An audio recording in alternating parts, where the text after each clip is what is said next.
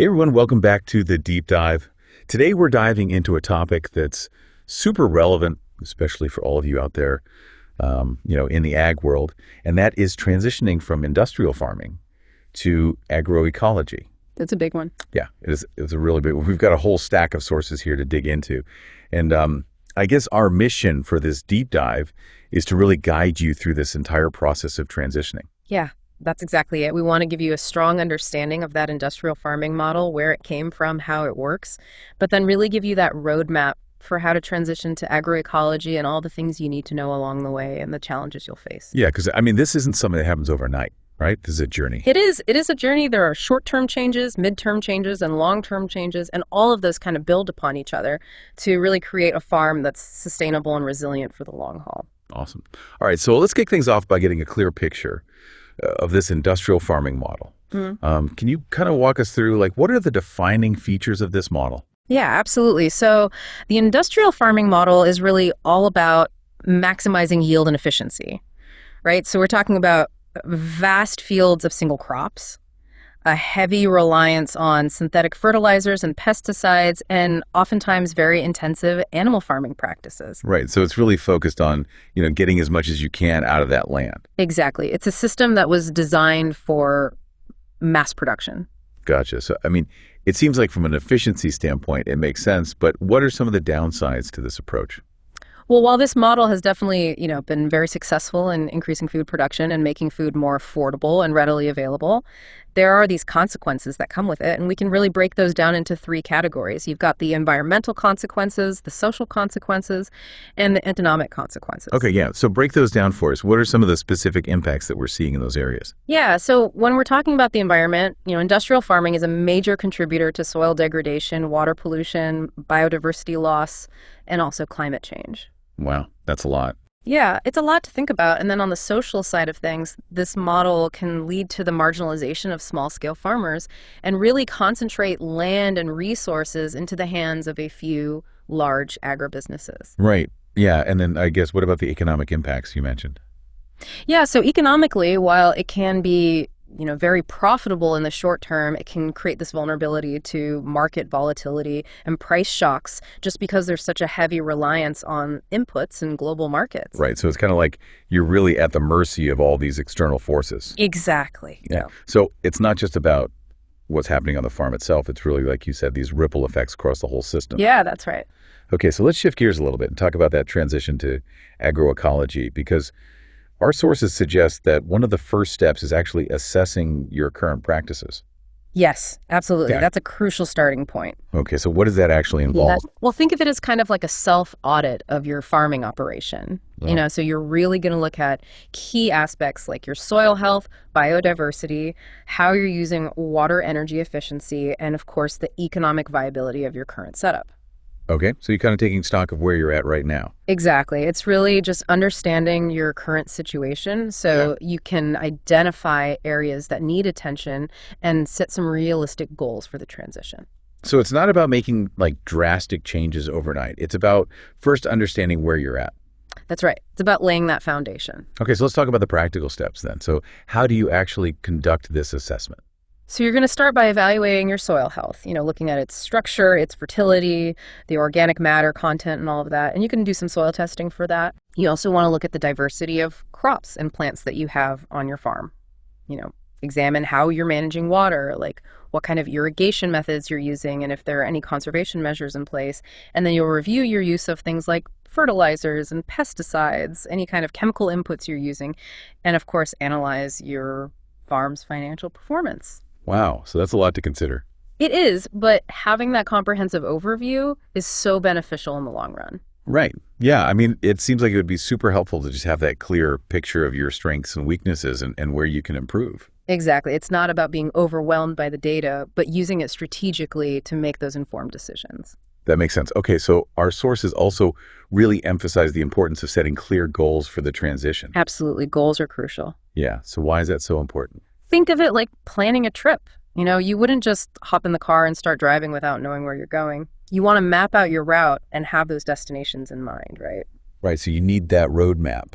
Exactly. And goals are that roadmap for your transition. They give you direction, they keep you motivated, and they help you break down this big, seemingly daunting transition into those smaller, more manageable steps. Right. So you're not just looking at this like huge, overwhelming picture. You're focusing on, individual targets. That's right. Okay. So what are some examples of goals that farmers might set for themselves during this transition? Yeah. So, goals will definitely vary depending on the individual farm and its context.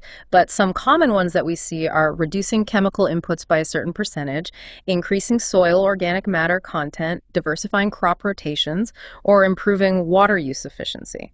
Okay. So it's about getting specific. Exactly. The key is to make those goals specific, measurable, achievable, relevant, and time-bound, the SMART approach. Smart goals. I like it. Yeah, So you're not just saying, okay, I want to be more sustainable. You're actually setting concrete targets. exactly. Okay. So our sources also mention this idea that the transition happens in phases. Yes, that's right. So can you tell us a little bit more about that? Yeah, so this phased approach is really about acknowledging that transitioning to agroecology isn't just a one-time event, it's an ongoing process, right? Right. So you've got those short-term changes, things you can implement relatively quickly, and then mid-term changes which require more time and planning, and then long-term changes that really contribute to the overall resilience and sustainability of your farm. Okay. So it's like a step-by-step approach you're building on each phase. Exactly, and it makes the whole transition seem a lot less daunting. Yeah, for sure. Okay, so before we move on to the specifics of those phases, are there any other key takeaways just from understanding that industrial farming model in these initial steps? I think one really important takeaway is that, transitioning to agroecology, it's a paradigm shift. Yeah. It's moving away from a system that prioritizes maximizing output no matter the cost to one that really values that ecological balance, social justice, and long-term sustainability. So it's about working with nature rather than trying to control it. Yeah. Exactly. And it might seem challenging, but every step you take towards agroecology is a step towards a healthier and more resilient future for your farm and for the planet. Absolutely. All right, so we're going to take a quick break, and when we come back, we'll dive into the specifics of those phases of transition. Sounds good. All right, so welcome back to the deep dive in the last segment. We were talking about, the industrial farming model and those kind of initial steps to transitioning to agroecology.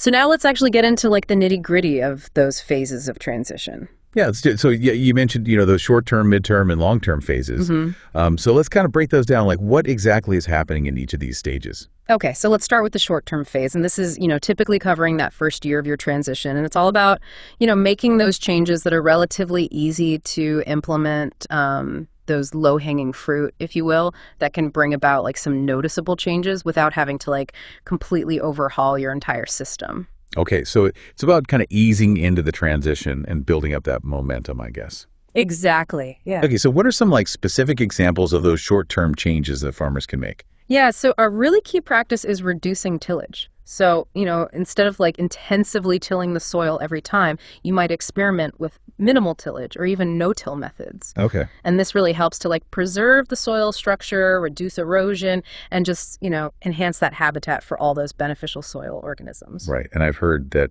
no-till can be a little tricky to manage at first, especially when it comes to like weed control. Yeah, that's a common concern. Are there any like specific strategies that can help with that? Absolutely, yeah. So no-till often goes hand in hand with cover cropping. So, planting cover crops after you harvest your main crop can really help to suppress those weeds and, also protect the soil from erosion and even add organic matter back into the soil as those cover crops decompose. Okay, so it's kind of like a natural weed barrier and soil builder all in one. Exactly. Yeah, it's a win-win. Okay, so we've got reduced tillage, we've got cover cropping. What are some other short-term changes that farmers might want to consider? Another really important one is starting to reduce your reliance on those chemical inputs. So, instead of automatically reaching for those synthetic fertilizers and pesticides, you might start exploring alternatives like organic fertilizers, compost, and, integrated pest management strategies. Right, so it's not about like completely eliminating those chemicals overnight, but it's about taking a more like balanced approach. Exactly. It's about reducing your use and minimizing that impact. Okay, so we've got reduced tillage, cover cropping, reduced chemical inputs, kind of like the trifecta of short-term changes. You got it. All right, so let's move on to the midterm phase then. What kinds of changes are we talking about now? So in like years 1 to 3 of the transition? Yeah, so the midterm phase is where you really start to implement some more significant transformations on your farm. So this might involve things like incorporating livestock into your system, integrating agroforestry practices, or really expanding your use of integrated pest management. Okay, so things are getting a little bit more complex now. Yeah, a little bit. Okay, so let's break those down a little bit. Starting with livestock integration, like what are the benefits of bringing animals onto the farm? Yeah, so, integrating livestock can really help you create a more closed loop system on your farm. Uh-huh. The animals can graze on your cover crops or crop residues and then return those nutrients back to the soil through their manure. They can help control weeds and pests, which reduces the need for like chemical interventions. And of course, they can provide an additional source of income through things like meat, dairy, or fiber production. Right. So it's kind of like creating this symbiotic relationship between the crops and the animals where they're each benefiting each other. Exactly, yeah. That's really cool. Okay, so what about agroforestry? How does that fit into the picture? So, agroforestry is all about intentionally incorporating trees and shrubs into your farming system. Okay. And this can provide a whole host of benefits, like shade for your crops, windbreaks to reduce erosion, improve soil fertility through leaf litter and nitrogen fixation.